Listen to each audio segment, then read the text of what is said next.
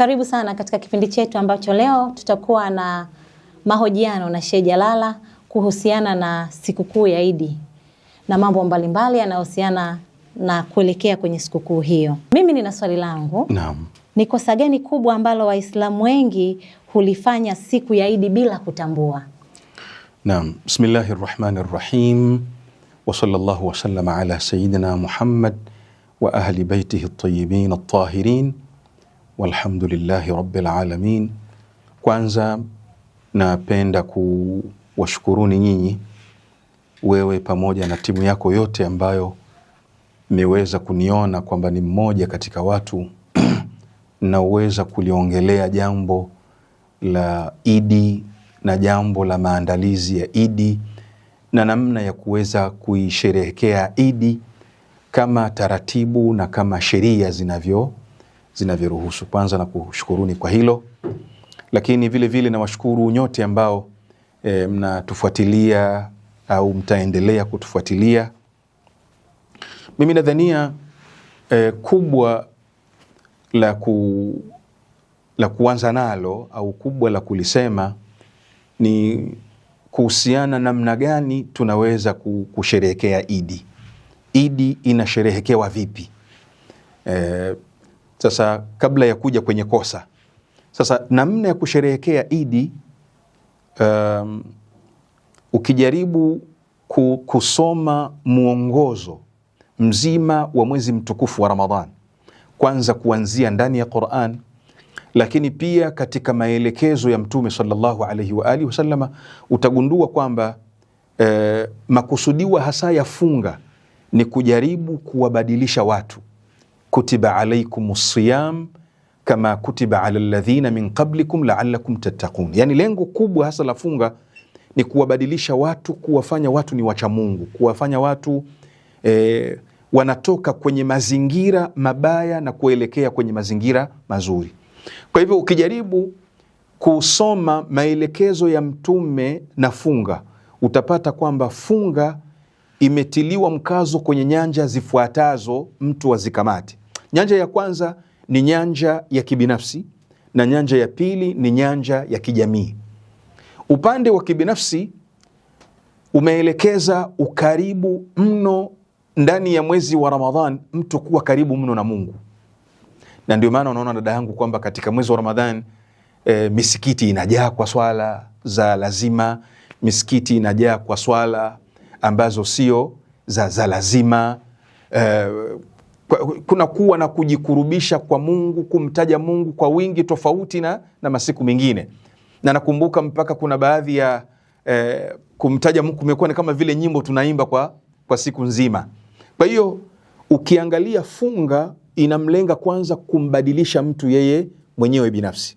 Sasa kwa mantiki hiyo, kama tulikuwa ndani ya mwezi mtukufu wa Ramadhan ni wapenzi wa swala tano, misikiti inajaa, nyumba za ibada zinajaa, tunamtaja Mungu kwa wingi, tuko karibu na Mungu kwa wingi, kuiba hatuwezi kwa sababu tumefunga, kufanya vitendo vichafu hatuwezi, kufanya kila jambo ambalo ni jambo la haramu hatuwezi, kula rushwa hatuwezi, kutukanana hatuwezi. Tumekuwa ni raia wema, ni watu wema, watu wenye huruma, watu wenye upendo.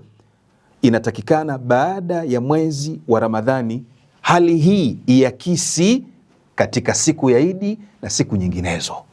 Yule aliyetoka kwenye funga alikuwa haongei uongo, basi aendelee kutokuongea urongo. Yule ambaye alikuwa kwenye funga alikuwa ni mwaminifu wa kupindukia, kwa sababu moja ya mafunzo ya funga ni kuhakikisha wewe ni mwaminifu. Kwa hivyo baada ya Ramadhan, yani kuanzia Idi na kwenda mbele, wewe ni mtu mwaminifu. Kama ulikuwa ukipewa shilingi 2 uwapelekee mayatima, uwapelekee wajane, uwapelekee watu wanaoishi kwenye mazingira magumu, zilikuwa hazifiki, Ramadhani ukajifunza ukawa mwaminifu, zinafika. Baada ya kumalizika Ramadhani, kuanzia Idi na kwenda mbele, uwe mwaminifu nambari 1, uwe mkweli nambari 1, uwe ni mtu wa kupigiwa mfano kwa maadili mema. Huu ni upande mmoja. Upande wa pili dada yangu ni upande unaohusu jamii.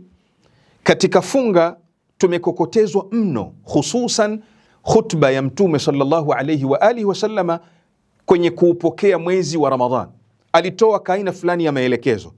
Katika maelekezo yale utapata kuna mambo mengi ya kijamii aliyoyagusia. Kwa mfano, alielekeza maelekezo makubwa kwamba tuhakikishe tunawafuturisha watu, tunawafuturisha waumini. Hasa tendo la kualikana vyakula, la kualikana majumbani ni tendo la kijamii na ni tendo zuri. Na bahati nzuri katika maelekezo yale ya Mtume hayajasema lazima wewe Muislamu. Ina maana hata kama wasiokuwa Waislamu, yani ndugu zetu wa Kristo, siku ile ya Idi tutawaalika majumbani kwetu, tutakula nao pilau vizuri, tutasherehekea nao, tutakunywa nao chai ya maziwa. Ni jambo zuri la kutengeneza ujirani mwema. Katika mwezi mtukufu wa Ramadhan kulikuwa na maelekezo makubwa mno ya kuangalia mayatima, ya kuangalia wayatima, ya kuangalia wajane. Baada ya kumalizika Ramadhani, sisi ambao tumefunga kuanzia siku ya Idi, tuanze kwanza kutia furaha kwa mayatima, tuwavishe nguo nzuri, tuwape chakula kizuri, tukae nao sehemu nzuri nzuri, tuwapeleke mahali pazuri, wahisi kwamba yale mapungufu ya kumkosa mzazi hayaja waathiri lolote. Lakini kuna jambo la wajane ambalo tumehimizwa ndani ya mwezi mtukufu wa Ramadhan. Watu wanaoishi kwenye mazingira magumu, kutatua changamoto zao, masikini, mafakiri.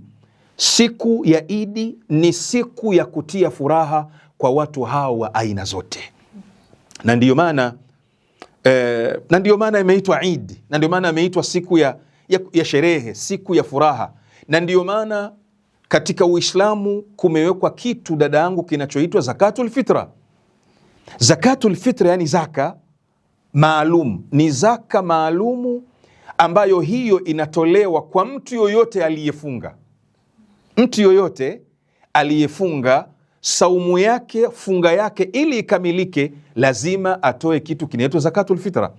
Na zaka hii malengo yake ni nini? Malengo ni kutia furaha kwa masikini, kwa wajane, mayatima, watu wanaoishi kwenye mazingira magumu ndani ya siku ya Idi, waishi vizuri, wale vizuri, wakae vizuri. Lakini na maisha nayo yanayoendelea. Funga ni madrasa. Hizi siku 30 au siku 29, hii ni shule. Ni shule ya kumtengeneza mtu, ni shule ya kumbadilisha mtu katika nyanja mbili, katika nyanja binafsi na nyanja ya kijamii. Na hususan sisi kama Watanzania tunavyoishi, Watanzania tulivyo, asili yetu huwa tunaishi vizuri, tunaishi kwa ujirani mwema, ndio tunavyoishi. Mimi nakumbuka huko zamani ilikuwa inapofika mwezi wa Ramadhani, inapofika siku ya Idi kama hivi, hata wasiokuwa Wakristo pia katika majumba yao kunakuwa na furaha. Hata wasiokuwa Waislamu katika majumba pia inakuwa na furaha. Kwa nini? Kwa sababu mtaa wote huu utapikwa pilau. Sasa na mama Joseph naye anafanyaje? Anapika pilau. Na tulikuwa Waislamu tunaletewa kuku tuchinje. Kwa hiyo ni ishara ya kwamba Waislamu na Wakristo katika nchi hii wamekaa vizuri. Mwezi wa Ramadhani ni mwezi umetufunza mahusiano mema kati yetu sisi na Waislamu wenzetu, lakini kati yetu sisi na Wakristo, kati yetu sisi na mapagani, kati yetu sisi na mtu wa dini tofauti. Kwa hivyo baada ya kumalizika Ramadhan, kuanzia Idi, tuienze Idi kwa maisha mazuri na ndugu zetu wa Kristo na ndugu zetu ambao sio Waislamu. Lakini sio hivyo tu.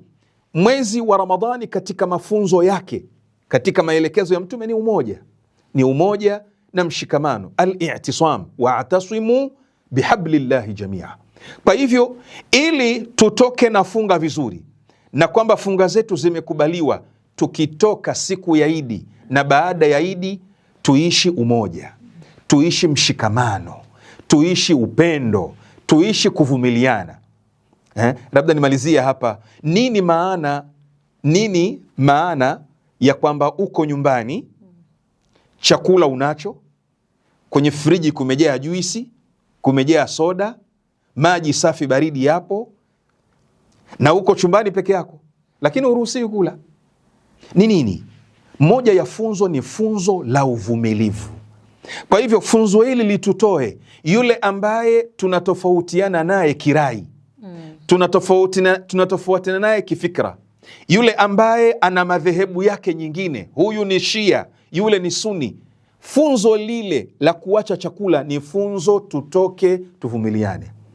Lakini funzo lile litutoe tuweze sisi kama Waislamu na Wakristo tuweze kukaa vizuri katika nchi yetu kama taifa moja. Kwa ibara nyingine nzuri, moja ya somo kubwa la funga ni umoja wa kitaifa. Na sasa baya kubwa ni lipi? Si ndio eh? Kabla tujafika kwenye baya kubwa, hapo ulipoongea nimekuelewa, lakini kipindi cha Christmas kuna shehe mmoja alitokeza akasema Waislamu hawatakiwi kushirikiana na Wakristo kwenye sikukuu yao, ni kama kosa. Wewe unasemaje kuhusu hili?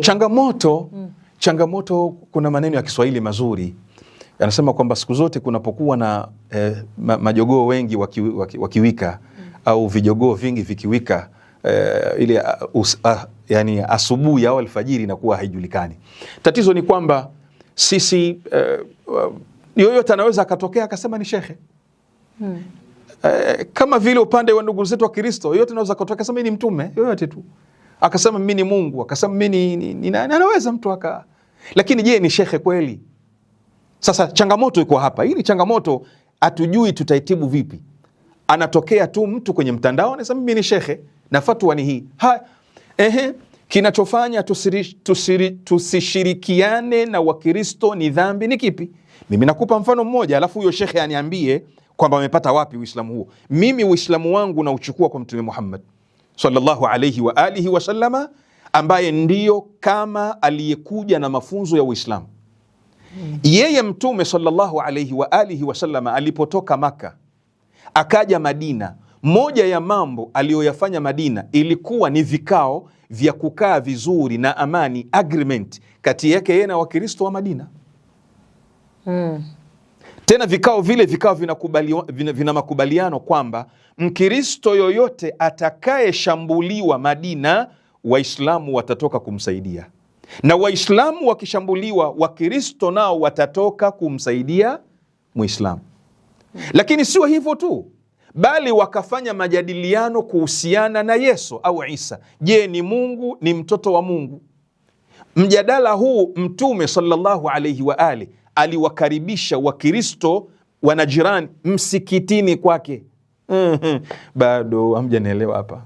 Aliwakaribisha msikitini kwake. Kwa hivyo Wakristo wa Najirani, Wakristo hawa wakaingia kwenye msikiti wa Mtume ambao ndio msikiti bora duniani, msikiti wa pili duniani kwa ubora. Wakaingia kwenye huo msikiti wakajadiliana kuhusu Nabii Isa au Yesu Kristo. Kwa hivyo leo ukija ukiniambia kwamba kushirikiana na Wakristo haifai, huwa sielewi ni shekhe wa aina gani na unatokea wapi. Basi shekhe, swali letu kwamba ni kosa gani kubwa ambalo Waislamu wengi hulifanya siku ya Idi bila wao wenyewe kutambua? Asante. Kosa kubwa ambalo linafanywa na Waislamu ni kutokujua falsafa ya Idi. Ni kutokujua falsafa ya Idi na hikima ya Idi. Hikima ya Idi na falsafa ya Idi ni tathmini ya yale tuliyoyatenda na kuyafanya ndani ya mwezi mtukufu wa Ramadhan. Kama nilivyosema kwamba ndani ya mwezi mtukufu wa Ramadhan kulikuwa na mambo yananihusu mimi, lakini kulikuwa na mambo yanaihusu jamii. Siku ya Idi ni siku ya kujiangalia. Mimi nilifanya hivi, vipi naanza msafara mpya kuendeleza maisha mapya baada ya Idi? Nilikuwa sitoki msikitini, vipi baada ya kumalizika Ramadhani nitaendelea? Nilikuwa na wasaidia mayatima, nilikuwa na mahusiano mazuri na majirani wangu niliyokuwa nao, wawe ni Wakristo wawe ni Waislamu, nilikuwa na mahusiano mazuri. Baada ya kumaliza nitakuwaje? Lakini sisi kama Tanzania, kama nilivyosema narudia tena, sisi kama Watanzania, mwezi wa Ramadhani umetufunza umoja, umetufunza mshikamano, umetufunza huruma, umetufunza upendo. Siku ya Idi ni siku ya kutathmini, je, tutaendelea na Tanzania ile ile ya umoja wa kitaifa, Tanzania ile ile ya mshikamano, Tanzania ile ile ya amani, Tanzania ile ile ya kupendana? hapa tutakuwa ndiyo tumejua kusherehekea Idi. Kwa hivyo Idi kwetu sio kwenda kwenye vilabu vya pombe, sio malengo ya Idi. Idi kwetu sio malengo ya kupoteza muda. Idi kwetu sio malengo ya kufanya yale mambo mabaya ambayo Mungu hayapendi. Idi kwetu sio siku ya kwenda magesti na vimada na kufanya uchafu ambao wewe ulikuwa ni safi, ni mtu tohara. Kwa hivyo Idi ni siku ya kujitathmini namna gani tutaweza kuendeleza mazuri ya kijamii, mazuri binafsi niliyokuwa nayo ambayo nilikuwa nimeweza kuyafanya ndani ya mwezi mtukufu wa Ramadhani. Tumeona mwezi wa Ramadhani wengi huwa wanabadilika, wanavaa vizuri, wanaenda msikitini, lakini mipango yao wengine huko nje ya kwamba ikifika siku ya Idi ndio siku sasa tunasema ya kula bata. Una wito gani kwao? Wito wangu watambue ya kwamba kula bata ni kuharibu yale mema yote walioyafanya. Wamekesha kwenye tarawehe, wamekesha kwenye swala za usiku, wamekesha kwenye kumlilia Mungu, kwenye kumuomba Mungu. Ebu wamle bata msikitini, wamle bata kwenye sehemu ambazo Mungu anazipenda. Kwani unapotoka na familia yako ukienda kula, mnaita sijui kisahani kinaitwa kile kisinia, mkienda kula kisinia na familia, mkienjoy pale, kuna juisi, kuna soda, mmemla bata, hamjamla bata? Kwani kula bata mpaka ukafanye mambo ambayo Mungu hayapendi? Mbona ambayo Mungu anayapenda ni mengi tu, wala uwezo ukayamaliza. Okay, uwezo upo, chukua familia yako, panda ndege, nenda Ngorongoro, nenda kaangalie mbuga zetu nzuri Tanzania zinavutia za wanyama. We na familia yako umemla bata, hujamla bata? Kwa nini bata huyu mpaka akaliwe sehemu ambayo hapo utafuta thawabu zako, malipo yako, kazi yako kubwa uliyofanya yote utaipoteza? Kwa nini tukamle bata huko? Kwa hiyo wito wangu, tumle bata. Tunaweza kumla bata kwa taratibu zile ambazo Mungu ameziruhusu. Kwa nini tusimle bata kwa kutengeneza pilau safi, alafu majirani zangu wote Waislamu, wasiokuwa Waislamu, mkawapelekea pilau? Si tumemla bata vizuri, kwa raha kabisa, na tutakuwa na sifa nzuri. Angalia Waislamu kwenye Idi zao, pilau inajaa nyumba zote hizi hapa. Naam. Swali lingine ni kwamba swala ya Idi ina umuhimu gani na nini kinachotokea mtu anapoipuuza ile swala? Naam, swala ya Idi asili yake hasa ni swala ya maelekezo ambayo imam anawaelekeza watu, anawaasa watu, mmemaliza funga, mnaelekea kwenye miezi ambayo sio ya funga, namna gani mtaweza kubakia kama mlivyokuwa kwenye funga. Kwa hivyo swala ya Idi ni swala ambayo inatakikana watu wote wahudhurie, na malengo makubwa ni kupata maelekezo kutoka kwa imamu, au kwa ibara nyingine moja ni neno la imamu, neno la kiongozi wa kiroho linasemaje ndani ya mwaka huu baada ya kumaliza funga. Kwa hivyo ndio maana sisi tunasema kwamba kipindi cha Mtume swala ya Idi ilikuwa ni lazima uende ukaswali Idi, na kipindi imamu akiwepo, taban maimamu wale 12 tunaoamini sisi, imamu wa 12 akiwepo, imamu al-Hujja, Imam Mahdi, huyu akiwepo, swala ni lazima watu watoke. Kwa hivyo kipindi tulichokuwa nacho swala ni sunna, lakini bado inabeba umuhimu kwamba ni swala ya kutoka nje na kuswali nje, na imamu kutoa msimamo na kutoa maelekezo namna gani tuweze kuishi miezi iliyobakia baada ya kumalizika mwezi wa Ramadhani. Kwa hivyo ni swala ambayo ina umuhimu wake mkubwa mno, na ndiyo maana inatakana hata hii swala kisawa sawa hasa iswaliwe nje, iswaliwe ndani ya msikiti.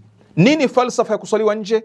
Ili kwa maana kwamba hata wale wenye nyudhuru kama akina mama ambao hawaruhusiwi kuingia msikiti kwa hali maalumu waweze kuhudhuria swala zile, waweze kufika sehemu kama ile. Kwa hiyo ni swala inabeba umuhimu mkubwa sana katika Uislamu. Nini kinatokea mtu akiipuuza? Tabani akiipuuza hapati madhambi, akiipuuza haadhibiwi kwa kipindi tulichokuwa nacho hivi sasa, lakini ni mtu atakuwa amekwenda kinyume na taratibu, ni mtu amekwenda kinyume na sunna, kwa sababu ilivyo uhalisia Waislamu huwa wanatoka wote, tena kwa miguu, wanatoka kwenda kuswala swala Idi kutoka kipindi cha Mtume mpaka kipindi cha leo. Sasa kutoitilia nguvu kuifanya kwamba ni kitu simple, ni kitu chepesi chepesi, la, ni kinyume na taratibu, lakini sio kama vile swala ya dhuhuri au alasiri. Okay. Ni mambo gani ambayo hayafai kabisa kufanywa katika siku ya Idi hata kama yanaonekana kawaida sana katika jamii yetu? Naam, maneno mazuri haya ya mwanafunzi wa Mtume Muhammad sallallahu alayhi wasallam anaposema kullu yawmin la yu'sa Allah fahuwa Eid, yani kila siku ambayo Mungu hakosewi ni Idi, yani kwa maana ya kwamba msingi mkubwa wa Idi ni utii. Msingi mkubwa wa Idi ni utii, kumtii Mungu kwa yale aliyoyaamrisha na kuwa mtu mwema na kuwa mtu mzuri. Kwa hivyo kama itapita siku nzima watu watakuwa wanamtii Mungu, watu watakuwa watiifu, watu watakuwa hawana matatizo, hawana madhambi, hawana maasi, basi hiyo siku ni siku ya furaha na ni siku ya Idi. Sasa moja katika mambo ambayo huwa tunayakosea zaidi sisi kama Waswahili sijui niseme au Watanzania sijui nisemeje, moja jambo ambalo tunalikosea mno ambalo ndani ya siku ya Idi huwa ni kuitoa Idi kwenye uhalisia wake walivyokuwa babu zetu na baba zetu na bibi zetu. Idi, kumbukumbu zangu mimi namna ya kuisherehekea Idi huku kwetu ilikuwa watoto siku ya Idi, yani watoto waliozaliwa siku ya Idi, kitu cha kwanza wao huandaa zawadi kuwapelekea wazazi. Kwa mfano bibi zetu, mama zetu walikuwa wakiandaa mikate ya kumimina au mikate ya sinia. Hii special unabeba unampelekea bibi. Kwa hiyo ilikuwa Idi tunaisherehekea kwa kutengeneza mahusiano ya undugu kati ya watoto na mama zao. Hiyo nambari 1. Lakini nambari 2, nakumbuka Idi ilikuwa sisi kama watoto, baada ya kuvaa vizuri tunatoka kwenda kutembelea ndugu. Unakwenda kumtembelea bibi, kumtembelea shangazi, mjomba, na kule ukitoka unapata hata senti moja. Yani jambo ambalo tumekuwa tunajua kule ni kwa mjomba, kule ni kwa shangazi, kule ni kwa anti, kule ni kwa baba mdogo. Hii ni aina nzuri ya kusherehekea Idi tuliyokuwa nayo sisi kama Wazaramu. Sasa moja ya mambo mazuri ya kurudishwa kwenye Idi ni system kama hizi. Lakini jambo jingine zuri, Idi ilikuwa baada ya kutoka kuswali, kila mtu anasimama msikitini, jamani haya kwangu, jamani karibuni mje mftari. Ukifika kule masha Allah meza imechafuka. Pale pana chapati, pale pana mikate ya kumimina, pale pana sambusa, pale pana maando haya sijui kama kuna watu wanayajua, ya Rabbal Alamin. Hapa kuna maando, watu wanakuja wanakusanyika. Kwa hiyo utagundua kwamba Idi ilikuwa tukiisherehekea kama Waswahili kwa kuunganisha undugu, kwa kuupa nguvu undugu, lakini kwa kutengeneza ujirani mwema. Sasa jambo la kusikitisha leo Idi hatuko kwenye kuisherehekea kwa namna hiyo. Tuko kuisherehekea kwenye, kwanza hata hatujui kusherehekea Idi.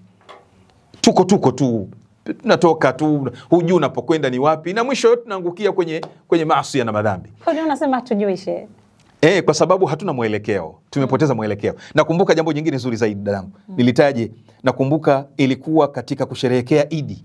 Hakuna nyumba utapita hawakumbukwi maiti waliopita marhumin. Tunaita kuchoma ubani. Unachoma ubani pale, wanatajwa maiti wote waliopita, wanaombewa Mungu.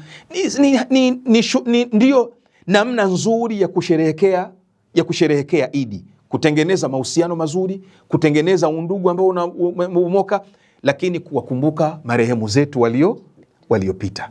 Bali sio hivyo tu, wengine tulikuwa na mienendo au na taratibu za kwenda makaburini. Tunakwenda makaburini kuwazuru wazee, kuwasalimia wazee waliotangulia mbele za haki. Leo tumepoteza mwelekeo, hatujui namna ya kuisherehekea Idi. Ndio mwisho wa yote, sasa tunasema tunakula bata, kumbe tunakula moto. Basi shehe, mimi naomba niulize swali lingine kuhusiana na mitandao ya kijamii kwenye siku ya Idi. Kupiga picha, kujionyesha, ina mipaka gani kwa Muislamu wa kike na wa kiume? Mipaka iko wapi? Naam, asante. Taban, katika Uislamu kuna taratibu zetu. Kujipiga picha, kujitoa kwenye mtandao sio jambo haram, ni jambo zuri. Ukionekana watu watakuona, watakutambua. Muhimu kinachotakikana ni kufuata zile taratibu za kisheria. Tukija kwa upande wa Waislamu, sisi Waislamu tunaelezwa kwamba inatakikana nguo ya mwanamke iwe imemstiri mwili mzima isipokuwa uso na viganja viwili, kama ulivyojistiri dangu hapo. Hapo ukijitoa kwenye Twitter, kwenye Instagram, hakuna tatizo lolote, kwa sababu uko ndani ya misingi ya kidini. Lakini tuje kwa wale dada zetu ambao sio Waislamu, si tuna mila zetu sisi, si tuna taratibu zetu, si tuna nguo tunaziita nguo za heshima. Basi tujitupe kwenye mitandao kwa hizo nguo za heshima. Tujitupe kwenye mitandao kwa hizo nguo ambazo hata baba akikuona anaweza akakuangalia. Yani, kwa nini tujitupe kwenye mitandao kwa nguo ambazo kaka hawezi kuangalia picha yako? Baba hawezi kuangalia picha yako. Kwa hiyo mipaka mikubwa ni ile mipaka ya kisheria. Lakini vyombo vya habari navyoona mimi na mitandao ya kijamii ambayo ndio inafuatiliwa sana na vijana, ina dhima kubwa kwa kweli. Ina dhima kubwa kwa sababu leo kumpata kijana anasoma gazeti ni kazi sio ndogo. Kumpata kijana amekaa anaangalia TV nyumbani saa 2 taarifa ya habari kuanzia saa mpaka saa 3, kwa kweli ni kazi ni kazi kubwa. Kwa hiyo vyombo vya habari nyinyi mnavyoita vya kijamii mna jukumu kubwa sana. Jukumu kubwa liko wapi? Jukumu lenu ni kwenye kuwaelekeza vijana. Jukumu lenu ni kwenye kutafuta yale mambo ambayo yanatengeneza, sio mambo ambayo yanajenga, sio mambo ambayo yanavunja, yanaharibu vijana. Kuna mambo ukiyaona unayaona haya ni ya kuvunja, si ya kutengeneza. Lakini mtakapokuwa kwenye vyombo vyenu vya habari vya kijamii, swala zaidi zinaonekana. Watoto wakitembea kwenda kwa wazazi zinaonekana. Watu wakiwarehemu maiti wanaonekana. Vikao vya kusalimiana vinaonekana. Mazungumzo mazuri ya upendo mnayanakili. Khutba nzuri nzuri za kuonyesha mahusiano mazuri kati ya Watanzania mnaonyesha. Lecture za mashehe ambao wanazungumzia umoja wa kitaifa, mahusiano mazuri, kukaa vizuri, mnazionyesha. Mtakuwa mnaitengeneza jamii. Lakini kama vyombo vyetu vya habari vitakuwa yale mambo machafu, tujue tunaiharibu jamii, kwa sababu mlezi leo 99% niseme ni vyombo vya kijamii. Uislamu unasemaje kuhusu kuwajali maskini na wahitaji katika siku hii ya Idi? Lakini vile vile mimi nina swali lingine ya kwamba je, Mkristo akisaidia katika sikukuu ya Idi pia inakuwaje? Ni sawa au sio sawa? Naam, asante. Kwanza kuhusiana na kusaidia maskini na mafakiri na wasiokuwa na uwezo, nadhani nimetaja hapa kwamba katika Uislamu kuna kitu kinachoitwa zaka ya fitra, zakatul fitra, ambayo hii inatolewa na inatakikana itolewe kuanzia jioni ya kesho, kama mwezi utaonekana, kuanzia jioni ya kesho lazima itolewe kwa sababu itakuwa tunakamilisha idadi. Kwa hivyo malengo makubwa ya zakatul fitra, na ambapo saumu inakuwa ndio imekubaliwa kisawasawa na imekaa vizuri mpaka ilipo ile, malengo makubwa ni nini? Malengo makubwa ni kuhakikisha kila mtu siku ile ya Idi ana furaha, kila mtu anapata chai nzuri siku ile, chakula cha mchana, chakula cha usiku, furaha kwa watoto, furaha kwa watu wa aina zote. Kwa hivyo wenye uwezo kwa kweli, matajiri na wafanya biashara, wana dhima kubwa mbele za Mwenyezi Mungu Subhanahu wa Ta'ala kuhakikisha siku ya Idi hakuna mtu ambaye amefunga alafu kesho Idi anashindwa hata kikombe cha chai kunywa, anashindwa hata kupata mkate. Hilo jambo la kwanza. Ama jambo la pili kuhusiana na Wakristo kwamba asiyekuwa Muislamu je, anaweza kusaidia? Bali ndio maisha. bali ndiyo asli ya maisha, bali ndiyo asli ya dini. Asli ya dini hii. Nini malengo ya kuletwa dini? Malengo ya kuletwa dini ni kufanya jamii iweze kukaa vizuri, ndio malengo ya kuletwa dini. Dini haijaletwa kuwe na mizozo katika jamii, la. Dini haijaletwa watu wagombane, la. Anayeielewa dini kwamba malengo yake ni mizozo, hajaielewa dini. Anayetafsiri dini kwamba malengo yake ni kuzozana, hajaielewa dini. Si ni huyu mtume ambaye ndani ya Qur'ani anawaambia watu wanaoabudu masanamu, anawaambiaje? Lakum dinukum waliya din, nyinyi mna dini yenu na mimi nina dini yangu. Pamoja na kwamba mtume anaamini kuabudu masanamu si dini. Dini sahihi ni dini inayosema kumwabudu Mungu mmoja, lakini kuonyesha ile kuweza kukaa vizuri na kukaa kwa usalama na kukaa kwa kuvumiliana, akasema lakum dinukum waliya din. Alafu ni huyo mtume katika mafunzo yake na ndani ya Qur'an, la ikraha fi din, hakuna kumlazimisha mtu kufuata dini yako. Sasa nini maana yake? Maana yake ni kwamba kinachotakikana ni sisi kukaa vizuri, ni sisi kusaidiana. Mimi niseme labda hapa, si kwamba najifaharisha, lakini msikiti wangu, moja ya programu zake siku ya Idi huwa tunapeleka kadi kwenye makanisa yote. Na tunapeleka wakati mwingine zawadi kama vile choroko. Choroko tumezinunua safi kabisa, tunazipeleka, tunawapelekea maaskofu, wachungaji, tunawapelekea. Sasa faida yake dadangu, faida yake, miaka kadhaa iliyopita tumemaliza kuswali swala ya Idi, imekuja gari nzima kutoka moja ya makanisa hapa kutoka Ilala, moja ya kanisa tumelitembelea, sitaki nilitaje kwa jina.